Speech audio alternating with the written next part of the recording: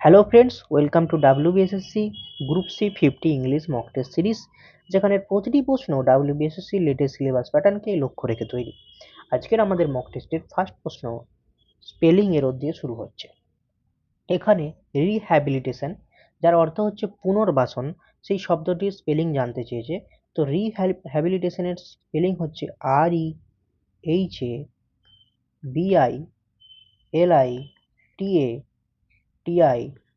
REHABILITION। এর অর্থ হলো পুনর্বাসন। অপশন কোনটার সাথে মিলছে? REHABILITION, অপশন এ এখানে কারেক্ট। নেক্সট স্পেলিং যে কারেক্টটা করতে বলে সেটা হচ্ছে ফ্যাসিস্মাইল। তো ফ্যাসিস্মাইল এই কথাটা, এটার স্পেলিং হচ্ছে ফ্যাসিস্মাইল। এর অর্থ হচ্ছে প্রতিকৃতি। অপশন দেখো কোনটার সঙ্গে বলছে। FASC, এখানে ভুল আছে। FACISMILE ভুল আছে।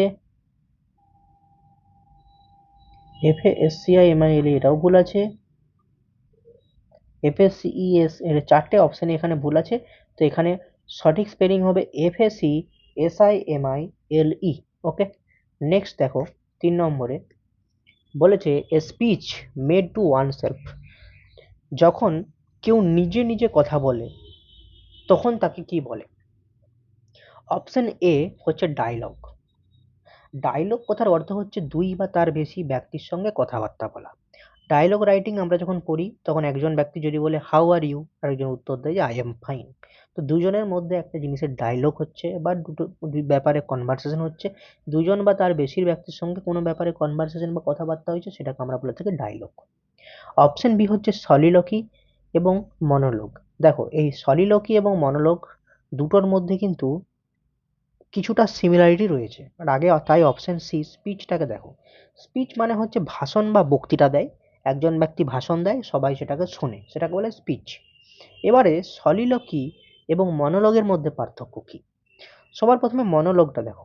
মনো কথার অর্থ হলো একটি।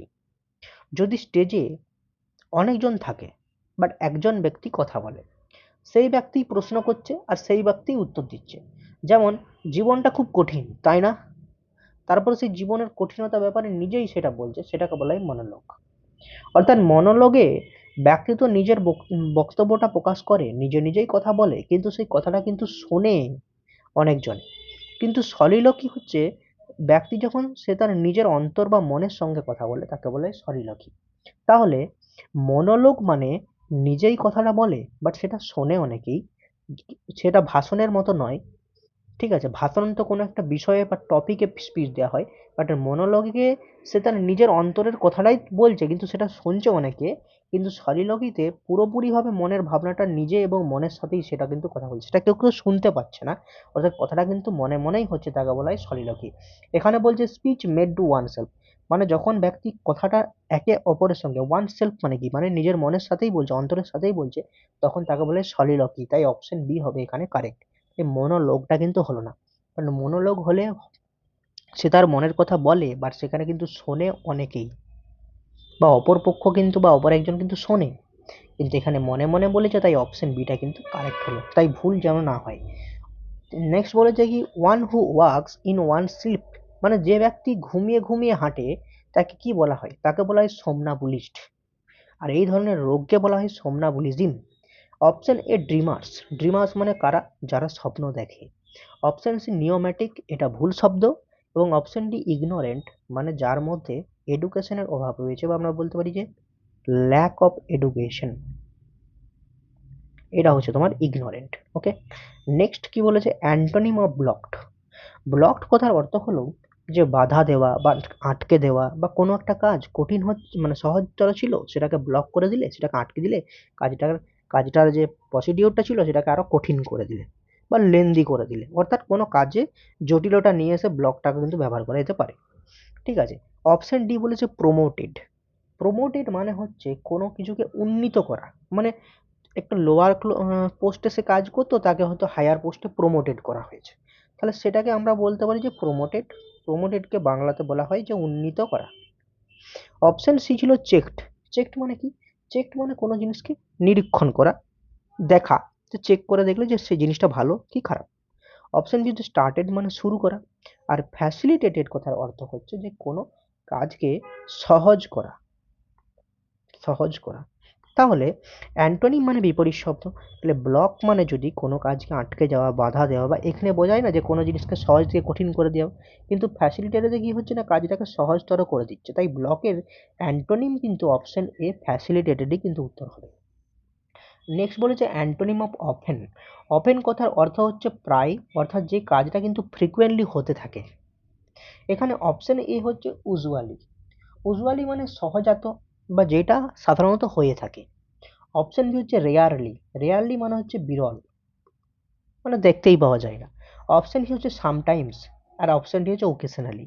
সামটাইমস আর ওকেশনালি একই ব্যাপার, তো এটার মানে হচ্ছে মাঝে মাঝে, কিন্তু নট রেগুলারলি। ওকে, তাই এখানে প্রায় এবং এর উত্তর হবে বি রেয়ারলি। অফেন মানে যে জিনিসটা সাধারণত হয়ে থাকে, বাট রেয়ারলি মানে হচ্ছে জিনিসটা হয়ই না, বিরল। ঠিক আছে, তাই অপশন বি ওখানে কারেক্ট অ্যান্সার। নেক্সট প্রশ্ন 7 নম্বর, সিনোনিম অফ পিটি। পিটি কথার অর্থ হলো যে করুণা করা। অপশন এ হচ্ছে অফেন্স।